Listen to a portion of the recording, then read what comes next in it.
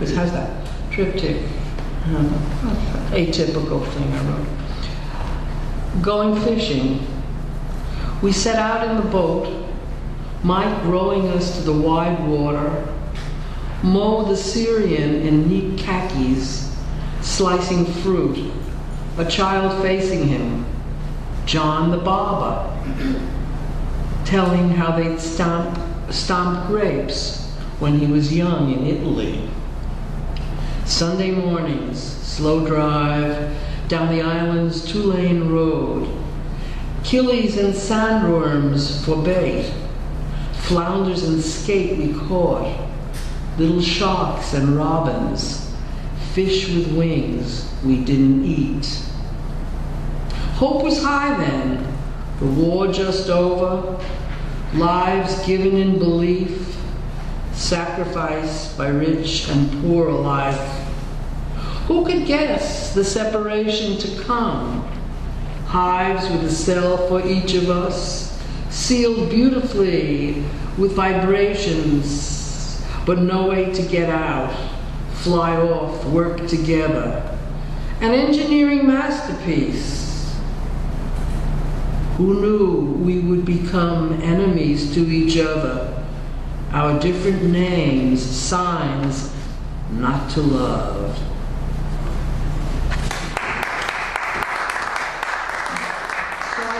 I strung 3 poems together that were written at different times that had a similar feel. Aesthetic. Is the scream a warranted naming, an acceptable song? Will the Tower of Turning flag it on, open the sky, receive its dissonant song? Dystopia. Who freezes breath, icing buds for safekeeping in a box, tried to stop the sun flooding in with growing light halfway past the meridian.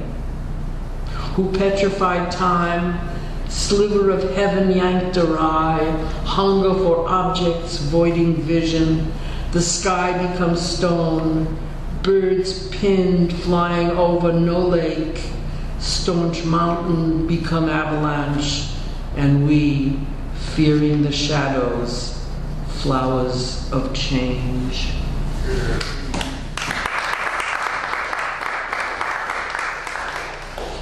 My Chinese teacher,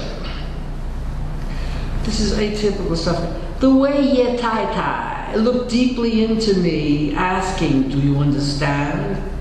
When I barely knew more than that simple question, she much older than I, with that loving face. And when she passed on my left, as I sat reading, pressed an index finger into my arm, showing she was there, these were the start of connections to a new mother tongue. Its rising and falling tones, its lack of verbal inflections, and the direct way of speech were not the only keys to a love that has lasted, but to the feast she gave when her husband opened a restaurant, which was another personal touch worth more than 1,000 pages. And her laugh, and her looks, and her breath. I got a lot from my teachers. I had some wonderful teachers. Dove sono, or where am I, or it's a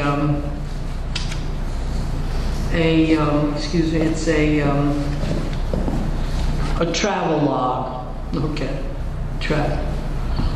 We passed that sign with the first letter erased yesterday, so I knew we were on the same road with everything missing, except for a boy asleep against his father in a boat, except for a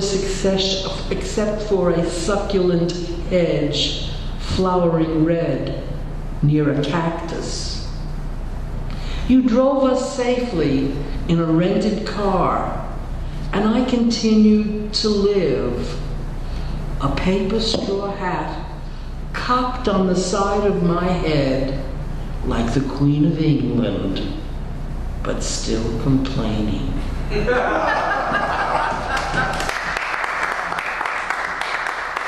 always ask ourselves, where did she get those hats? Where did she get those hats? Concerning that poem, Dystopia, and how things have turned out, I'd like to read this poem called, called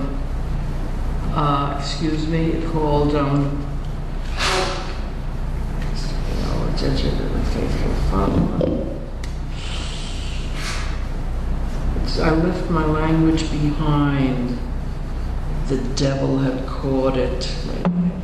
I left my language behind. This was written during the Guatemalan genocide, which was very quiet, but then some nun got the word out, what was going on, you know, she saw this and so I was in those days when Ronald Reagan was calling these assassins freedom fighters, because he was a wonderful puppet. And they think they were geniuses through naming actor, president, the Gipper. Fucker. So, Chinique de las Flores is where they killed maybe 200,000 people. And I'd seen these people before this, simple people, little farmers, the most innocent people. But I guess that's what we did here when we had the genocide of the Indians with civilization. Chinique de las Flores. I left my language and a lot of my friends are leaving this country now. Well, not a lot, but some of them. And those who can't say, I'd like to go. A woman came to my house doing a little work today, and she says, I'd like to go, so she doesn't have money to go anywhere. Chinique de las Flores. This was about 40 years ago, or 30 years ago, or 25, I don't know. I left my language because I was living there, I wasn't speaking English. I left my language behind. The devil had caught it. And the walls held what he would vomit up. God, freedom, the good words, stuck to my country's plastic windows there, TVs receiving hell's caverns, beamed home. For the last time I named it, then went voiceless. Pigs, ducks, and dogs I heard, and the soft Quiche language I can't map the hours with, words that reached me as I communed with the dead.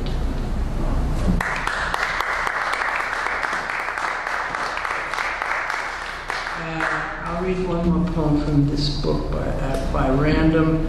It's called, the end of the book is not from, this was an interesting thing. I had spent a year in New Mexico, Guatemala, and I went on this bus to Huehuetenango, where these people lived, these cultures were happening. And then I went there, and then I came back, and I didn't have the book. So I went all the way back on a bus again, but I never found the book. Where all my notes for a year.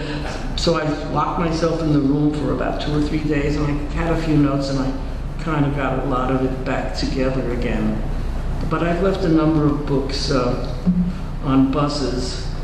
I was studying Chinese a lot, and I had notes on Tang Dynasty poetry, and I was on a sound truck for Bella Rabsik, who was running for Congress, and I left it there. All my notes, Tang Dynasty.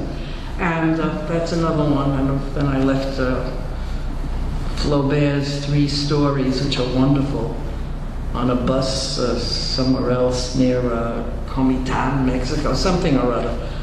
But I try not to leave things around anymore. And this poem is called, I'm doing a lot of talking.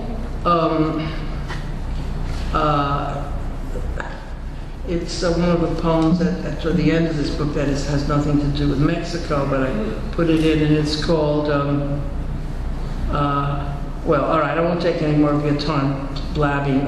Midas Revisited, Third World, for international tourists. Midas couldn't give because the bill was too big to change. Midas couldn't eat for the same reason and walked around hungry. Midas died young, poor man, but has a fine tomb lined with the green paper treasure. Remember him? And this poem I wrote the other day, and it's the last poem, Flowers and Birds. A succession of flowers, a warbling wren, bring back the poet at rest in decline. An empire dying, and he in old age, at work in his orchard, conceiving new words. The hope of a line, the truth of a verse, in a language long gone, with bones and with names. Yet something outlasts them, fire of birth. What other stanchion as the winds rage? I was thinking of Horace, who retired to the country to do his thing, but when I did research on it afterwards, he came back to city life afterwards, and it was sort of a period in the middle, and he was involved in with, currying favor with famous rulers, etc. But I had this idea that, he did this to retire. But anyhow, I made the poem. Bye-bye. Thank you.